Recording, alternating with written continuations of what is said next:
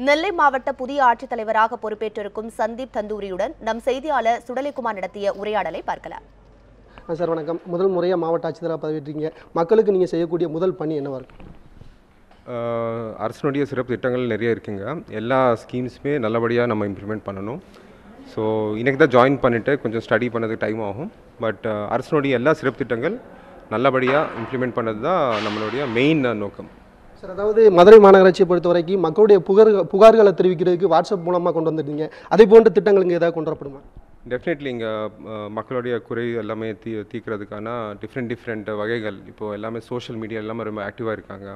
நம்ம ஏற்கனவே நம்மக்கிட்ட ஹெல்ப்லைன் எல்லாம் இருக்குது. சிஎம் பெட்டிஷன்ஸ், மற்ற பெட்டிஷன்ஸ் எல்லாமே நம்ம ஜிடிபி எல்லாம் வாங்குகிறோம். இது எல்லாமே எலக்ட்ரானிக்ஸ் நம்ம ஐடி மூலமாக அது கொஞ்சம் ஸ்ட்ரீம்லைன் பண்ணிவிட்டு உடனே நம்ம அதோடைய ஸ்டேட்டஸ் பார்க்குறதுக்குமான திட்டங்கள் எல்லாமே நம்ம என்னென்ன இருக்க பார்த்துட்டு அதுக்கப்புறம் என்ன இம்ப்ரூவ் பண்ணோம் இல்லை நம்ம கொஞ்சம் ஸ்டடி பண்ணி நான் பண்ணுறேன். அதே போல் நீங்கள் சொன்ன மாதிரி WhatsApp, Facebook, social media use பண்ணிவிட்டு இன்னும் மக்கள்கிட்ட போயிட்டு எல்லா ஸ்டூடெண்ட்ஸ் நிறைய பேர் எல்லாமே இப்போ ஒன்லி ஃபோனில், ஃபேஸ்புக்கில் எல்லாமே அவருடைய கம்ப்ளைண்ட்ஸ் கொடுக்குறாங்க. எங்கே எப்படி கொடுத்தாலும் எந்த மாதிரி கம்ப்ளைண்ட் கொடுத்தாலும் அது உடனே அட்ரஸ் பண்ணுறதுக்கான நம்ம எல்லா ஸ்டெப்ஸ் இங்கே திருநெல்வேலி மாவட்ட சார்பாக நம்ம எடுப்போம். ஸோ அது கொஞ்சம் ஸ்டடி பண்ணிவிட்டு என்ன இம்ப்ரூவ் பண்ணணும் தான் பார்த்துட்டு நான் டெஃபினெட்லி பண்ணுவேன். திருநெல்வேலி மாவட்டத்தை பொறுத்தவரை தாமிரபரணி நதி இந்த மாவட்ட மக்களும் இல்லாமல் 3 மாவட்ட மக்களுடைய குடிநீருக்கும் விவசாயத்துக்கும் ஆதாரமாக இருக்குது. இப்போ அந்த தாமிரபரணி நதி மீது கழிவுகளும் ஆக்கிரமிப்புனாலும் அப்படி கொஞ்சம் கொஞ்சமாக அழிஞ்சிட்டு வருது. அதாவது சுற்றுச்சூழல் தினமான இன்று நீங்கள் பதவியேற்றீங்க. இது ஒரு முன்னுதாரணமாக ஒரு சவாலை எடுத்துக்கொண்டு அதை சீர்படுத்த நடவடிக்கை எடுப்பீங்களா? டெஃபினெட்லி ஏற்கனவே சில பேர் சொன்னாங்க.